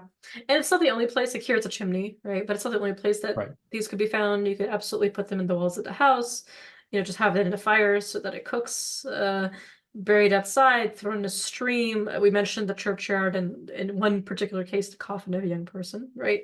With this Mhm. Lawton bottle. I want to mention again, Hoggard does have a great article on concealed animals in the very same anthology with Ron Hutton. So you have, dried cats, horse skulls, and other kinds of things that I think is a great one to explore if you want to learn more about like house placement specifically for apotropaic charms. And again, he has that larger book as well on specifically house charms and protections. Mhm. So these are great sources to look at. Again, we will do an episode on those, but like just for now, it's a good source to look into if you're interested in like why specific areas of the house would be where things would be concealed and how you could apply that for yourself. Definitely, yeah. Lots of lore and sources to draw upon. Like, Mhm. cat burials being a special interest of mine in Switzerland, Germany, and Austria. Mhm. And of course your own lore and salts. We could do something cool with that. No, for sure. Like it's a fascinating practice. Mhm. And I think it's interesting too, like unbewitching the urine. We mentioned boiling the urine or heating iron in it and the bottles and so on, or even like, urinating through your wife's wedding ring to like uncross your penis if it is hexed to like not be able to get hard, for example, is a fertility protection charm that we see in Mhm. actually like many cultural examples. I've even heard of it in Eastern Europe, so that's not necessarily surprising to me. Because like the wedding band, right, is such an important protective charm, right, of the sanctity of the marriage and the fertility of the couple. But you drew my attention to a really interesting example of witch cakes from Hyatt. Yeah, so there is a anti-magical procedure that is done using the urine of the victim. This is Accession 9675, which states, if you think you are hoodooed, you take 1 pint of salt, 1 pint of cornmeal, and 1 pint of urine. You put that in a can on the stove at midnight and cook it until it burns, and then you throw the can and its contents away, and the magic is thereby removed. This is the salt and the rye together, or like the salt and the cornmeal. Sometimes it's like ash and rye meal and urine. Mhm. This is like Thursday salt, but with urine. But also sometimes Thursday salt does have urine. Goat urine, especially for certain kinds of like hexing Thursday salts. Just recipes that I have from my studies, nothing I can talk about much more than there. But I'm aware that it corresponds with some interesting lore around salt made on Maundy Thursday in the Catholic traditions, especially in Mexico as well.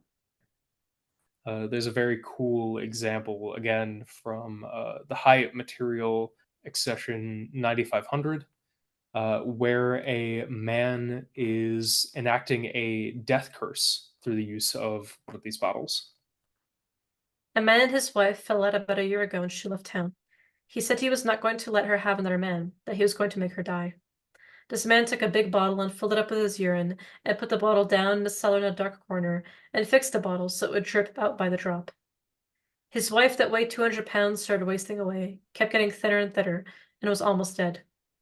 She went to a fortune teller, and she told her husband was killing her by the inch, that he was doing something to her, for her to go and see if she could stop him.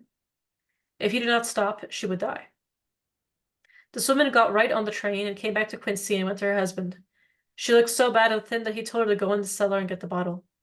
She went and found the bottle with only about a spoonful of urine left in the bottle. She poured it out and started getting better right away and got well. If she had not found that bottle, she would have died. I really like this example because it's like the inversion, if you will, of the anti witchcraft technology, where it's so important that the contents does not leak from that which breaks the witchcraft, that which seals the vitality back within the victim. This one is allowed to be opened and thereby causes the vitality of the target to drain away. Absolutely, yeah. I mean, on one hand, like horrible for her, Yeah. like that this abusive husband was decided to do this. But on the other hand, very classical use of magic, right? Mhm. And very important to know how to reverse it too. So it's a good thing that she figured it out.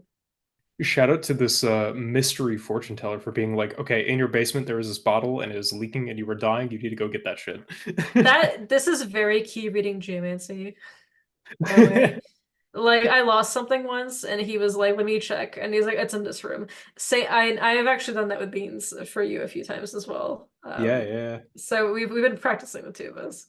It's the best. It's the best training method, isn't it? Like, Yeah. Absolutely.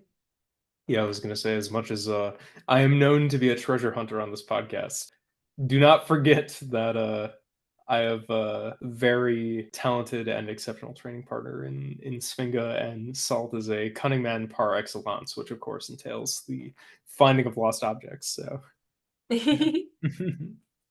shout out to them.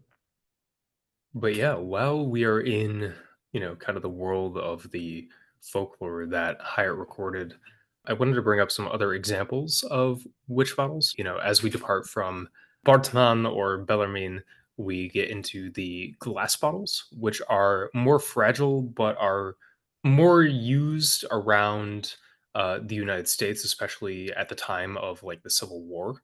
Whiskey bottles, namely, are mentioned as the bottle par excellence in the recorded folklore of the Midwestern US, especially Illinois, Missouri, and Iowa, at least, in the sources that I'm familiar with, both textual and oral.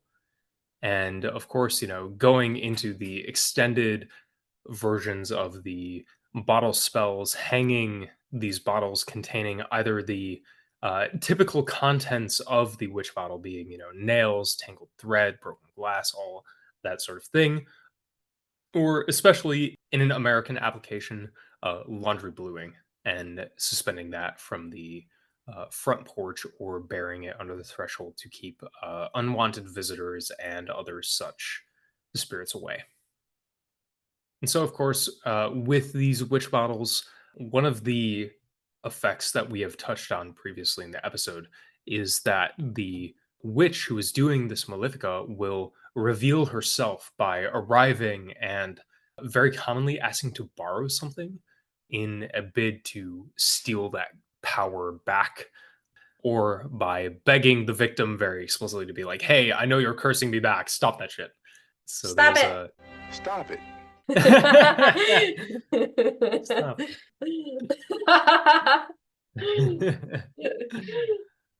Oh man.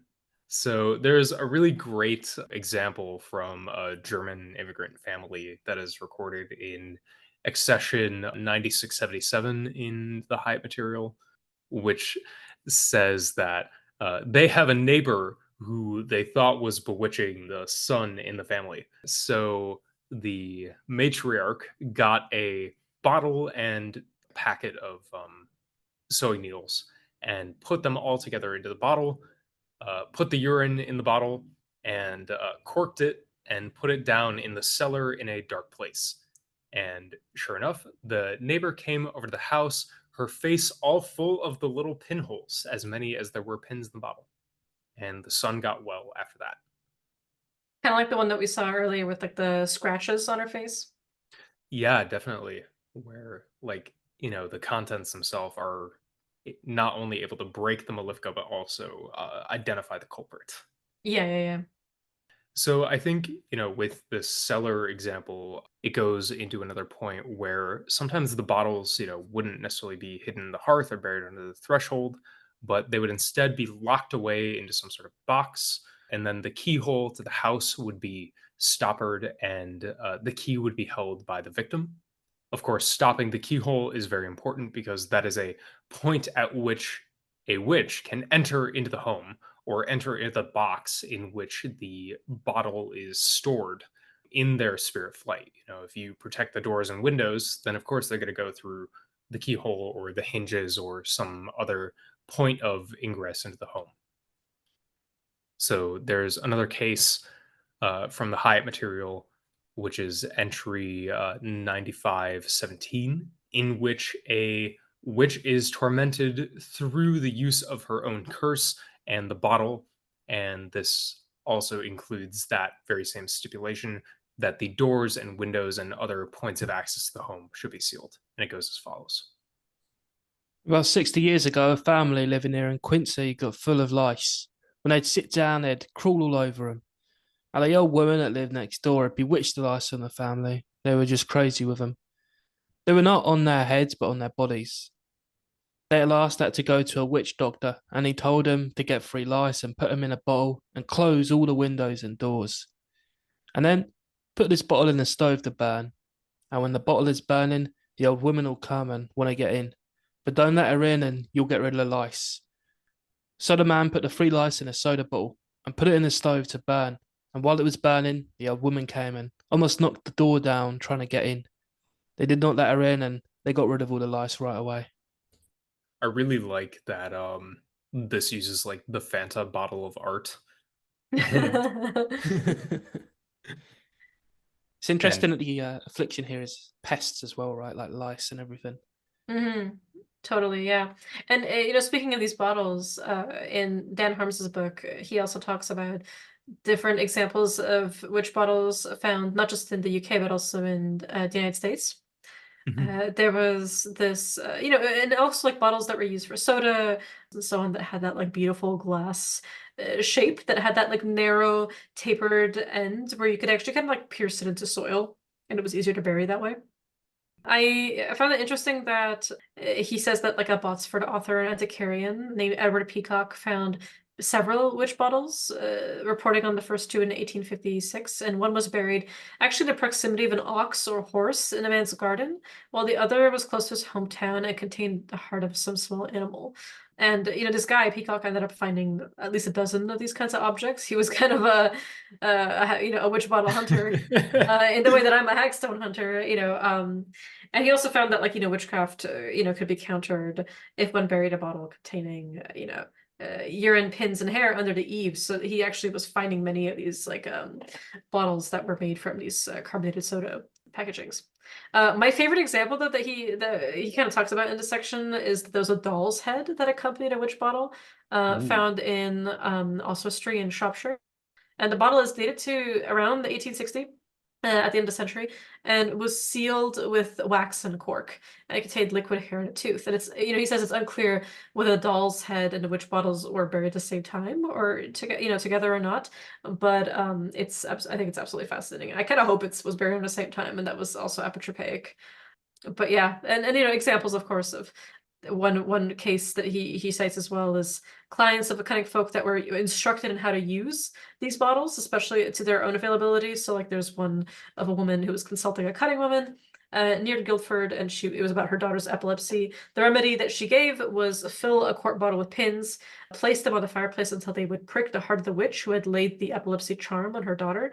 And then this, of course, would later on, the second one would actually be buried under the hearthstone during renovations as well, right? So you have all these different examples of these bottles being deployed. And my personal favorite that I've been kind of working towards, which is also on the same page, is in 1855, a man in Langford believed that his landlord's wife was responsible for like a chronic illness that doctors could not find a cause. And he was like, what could possibly be wrong with me? He thinks it was his landlord's wife that had done a hex on him. So he spoke to a local wise man. He performed a ritual for the price of a sovereign. And it says that he began with a game of cards. It is not clear whether this was part of the ritual or not. But I thought of, yeah, exactly. You laugh because I thought of you pulling out your card tricks literally from the Malleus Maleficarum to bamboozle all my friends that came over for a night of food and ritual that one time. And so yeah, so he's like, okay, cool, yeah, we can cure you of this pain, but first let's play some poker. Let's do some blackjack. Anyway, so it's not, maybe that was an offering to spirits, who knows? But either way, after the game of cards had included several bottles of pins and quote stuff were placed in the fire. This is like PGM and then do the usual like stuff. What's the recipe called for?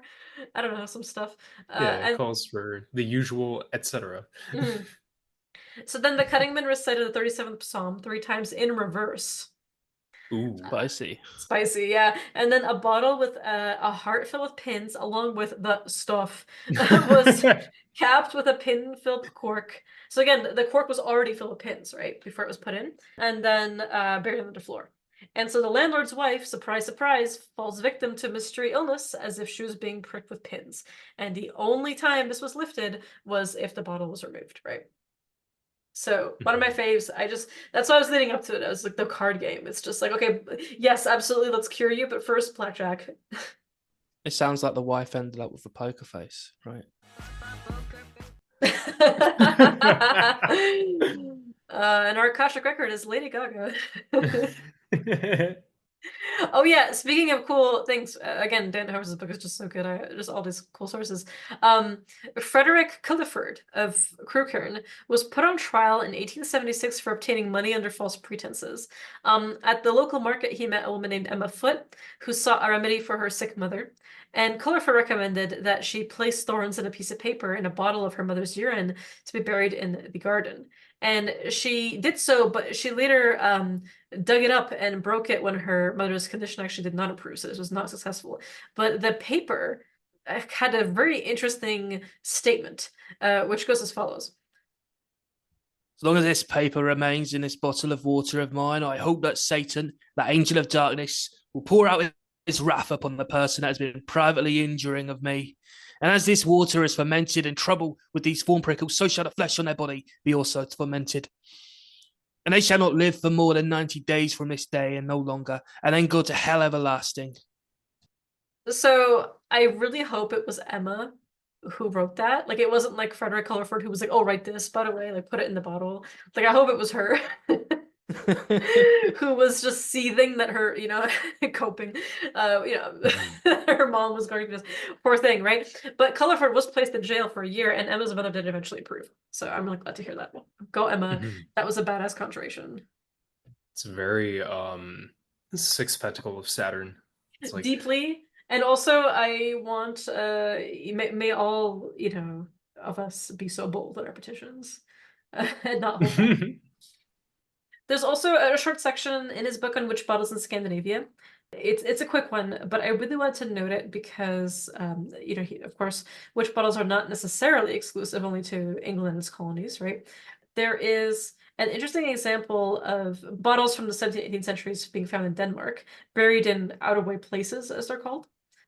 And no further reports, Harms notes, of bottles from that land or period have turned up yet. However, there are some examples, both from the 19th century, that show that this practice had made its way from England to Scandinavia by this time, and this is my personal favorite. In 1872, the court for the Danish hundreds of Bjerg and Asum prosecuted Jørgen Larsen of Nørre Lindals parish for using charms for healing. One part of his rituals involved the creation of what would be an unambiguous witch bottle we've found in England. First, his fingernails and toenails should be cut in an order, right hand, left hand, right foot, as to create a cross shape. After that, the parins, the patient's air, and a quantity of urine should be combined in a bottle, which is then buried in the churchyard in a most recent grave. Lawson was eventually acquitted because he had faith in his own charms and was not defrauding his customers. And we have one written formula collected in the From municipality of Gudbrandsdalen, Norway, circa 1830. If a person has been fjordjord, put his urine in a bottle with new unused needles or pins numbering 21, 24, or 51, all at the same size. Cork it, bind a piece of hide or cloth over it, and put it in a secret place. On a Thursday eve, put a kettle on the stove and hang the bottle from a stick over it. The bottle may not touch the sides or bottom of the kettle. Boil the water as violently as possible, keep all doors well shut, and be still and silent. The person who did the evil will come and ask you to remove the kettle from the stove because it burns him. But you must not remove it until he has made the diseased person well again or given advice that you can use. When this is done, remove the kettle from the stove so he may be at ease and leave. Do as he instructed that evening or early next morning when all is still and you are alone. I wanted to note this one because of the deliberate instructions of the order in which you should cut the nails. Mm-hmm. That's not something that appears in a lot of sources, and I find that really interesting of like the cross shape of making sure that you are creating this kind of like T when you're cutting them. And the other one too is that like the person just shows up at your door and it's like, I know what you're doing, I'm sorry, stop, please. Which happened in the Hyatt example of the woman who's being cursed by her husband, right? In some ways, if they come back and they're like, I'm sorry, lift the curse for me, please, because I'm like, withering. I also like that this example includes like an expanded method for using the needle and pins, where it's like, here are the options, 21, 24, 51. Yeah, absolutely.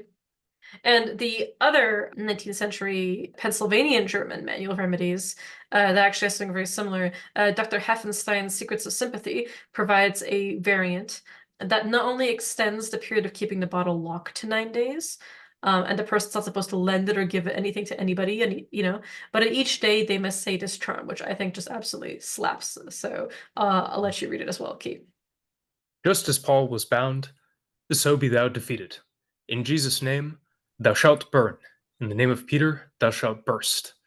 Make good what thou hast harmed, or else the bonds of hell will rest upon thee. Thine heart shall burn in thy body, thy blood shall run away like water. Thou shalt grow lame and crooked, deaf and dumb. Thy bladder shall burst. In the air thou shalt be scorched, in the name of the Holy Spirit and the holy guardian angels. I'm a big fan of that. Boom. Love the in the name of Jesus you burn, in the name of Peter you burst is very nice. The naming of all of these different things over the course of 9 days and saying it 3 times each of those days is to allow that person to actually show up and be like, oh my goodness gracious, you are cursing me, very good. Stop doing that. And I like it. Yeah, it's a good one. It's nice and aggressive. It's a take no shit conjuration, that. Yeah. He's like, stop it. Stop it. Oh man. And actually, I really appreciate that Harms also includes examples of witch bottles in the media, quoting the excellent movie The Love Witch, 2016, in which Elaine creates a witch bottle, nails urine, also rosemary, and a used tampon. And she leaves us at the top of the grave of her murdered lover. I love that movie. It's super, super good. Mm-hmm. I love from the contemporary example that we gave earlier in the podcast how identically they're taking inspiration from the scene in The Love Witch. Yes. It was like, it contains herbs and menses, and she's like, I'm gonna put rosemary and the tampon in there. Yeah, exactly. I'm like, hey, get the bag. Get the bag, okay? 100%. So we've all played around with this. It's worked. And the motto of the podcast, unofficial motto that we keep repeating is, it's all real. Yeah. It's more real than you can fathom, and it is external. It is not, it is indeed, technology, and spirits have their own agencies. You can't speak to them, and these techniques do work. And also, Malefica is also real, so it's good to have protection. Never be cocky. Don't be underprotected, no matter how strong your spirits are and how good your abilities to communicate with them are. It is an important thing to give them arms, right? To equip them with the Mhm. tools necessary to defend you, so they can do other things and have to overexert themselves, right? So highly recommend that folks listening make their own. Again, bury it carefully, deploy it appropriately, know what you're getting yourself into with the way that gas will rise. And also ensure that you have a sturdy kind of like vessel for it, right? I love me a Bellarmine chakra protection, but it is not mandatory. You know what I mean? Like, that is an aesthetic preference, absolutely. But any literal vessel will work. And that's exactly why I think it's it's also like very cost effective as a protection Mhm. technology. So, and I love the idea that you could even bury it in like a grave, right? Yeah. Especially with some of these examples, where it's like, just go to the grave that's most recently dug, the open pit, and just toss it in there. Drive by counter magical technology. Mm-hmm. Absolutely. With that said, go out and do it, right? Mhm. Bottle, jar, pins, needles, salt, urine, hair, fingernails, sharp objects, thorns, broken shards of glass or ceramics. Protective herbs, sure, why not if you know what you're doing with the spirits. Tangled threads to form a spirit traps, maybe like beans or like black mustard seeds or poppy seeds, something like to like confuse or scatter spirits, or they have to count them, they're forced to count them, Mhm. and bury it near your hearth. Bury it outside. Bury it in a place of power.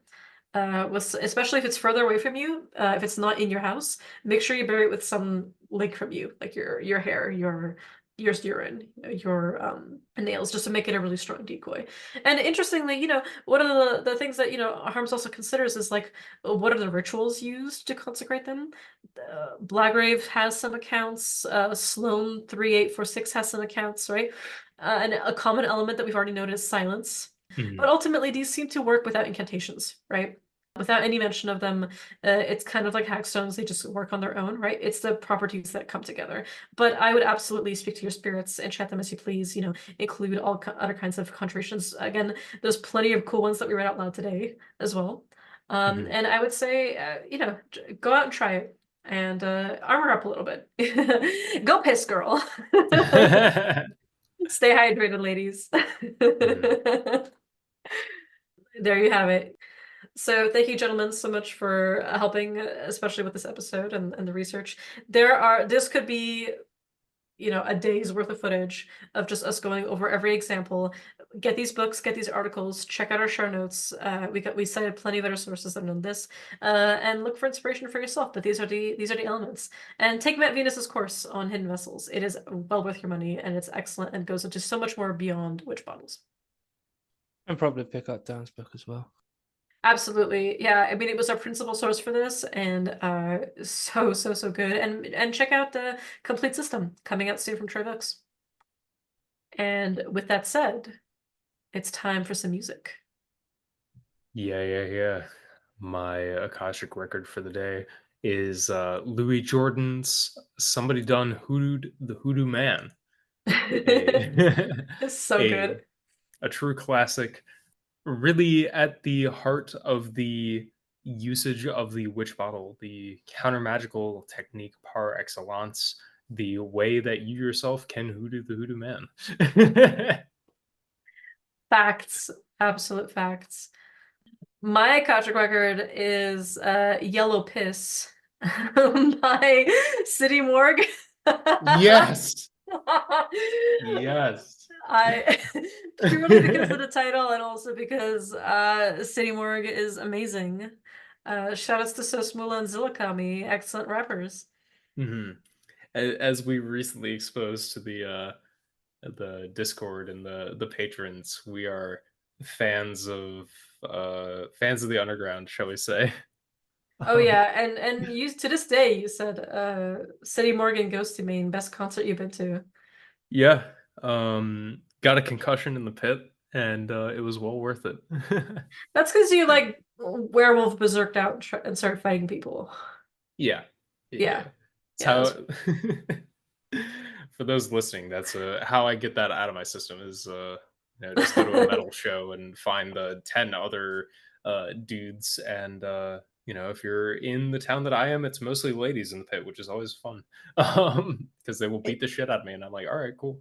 you're like, go ahead, ladies. It's Yeah, okay. right. Or like they point you at somebody and they're like, sick him, and you're like, yes. Literally every time they're like, this guy's being a creep, and I'm like, all right, it's time. Yeah, like roll up the sleeves and go to town. Awesome. Yeah. And our license to depart actually comes to us also from British Library Sloan 3846. This is a procedure attributed to Roger Bacon, who possibly the son of the mythical wizard William Bacon, for addressing the bewitchment of men, women, children, cattle, bread, and butter. Anything that can happen to a person's farm. Dan Harms cites it in his book.